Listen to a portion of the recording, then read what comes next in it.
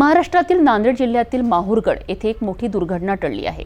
श्री रेणुकादेवी मंदिराकडे जात असताना एका 4 चाकी वाहन चालकाचा ताबा सुटल्याने ते खोल दरीत कोसळले। मात्र सुदैवाने या अपघातात वाहनातील 6 भाविक किरकोळ जखमी झाले आहेत। या घटनेची अधिक माहिती घेऊया प्रतिनिधी गोपाल चव्हाण यांच्याकडून। गुरुवार 29 मे रोजी मध्यरात्री 2 वाजता ही दुर्दैवी घटना घडली। अमरावती जिल्ह्यातील धामणगाव तालुक्यातील मंगरुळ दस्तगीर येथील भाविक MH27 DU 1140 क्रमांकाच्या वाहनाने माहूरगडावरील श्री रेणुका देवीच्या दर्शनासाठी निघाले होते। मंदिरालगतच्या धोकादायक वळणावर अचानक चालकाचे नियंत्रण सुटले आणि गाडी थेट खड्ड्यात जाऊन पलटी झाली।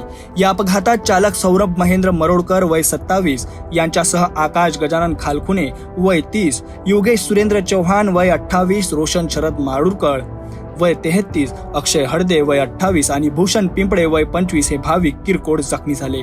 घटनेची माहिती मिळताच श्री रेणुका देवी संस्थानचे कार्यालयीन अध्यक्ष योगेश साबळे, व्यवस्थापक नितीन गेडाम आणि माहूर पोलीस स्टेशनचे पोलीस कॉन्स्टेबल ज्ञानेश्वर खंदारे व दत्ता सोनटक्के यांनी तातडीने घटनास्थळी धाव घेतली।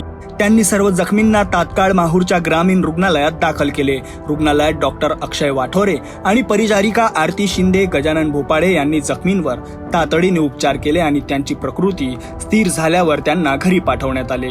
या घटनेमुळे भाविकांमध्ये काही काळ भीतीचे वातावरण निर्माण झाले होते, मात्र सर्वांची सुखरूप सुटका झाल्याने मोठा अनर्थ टळला।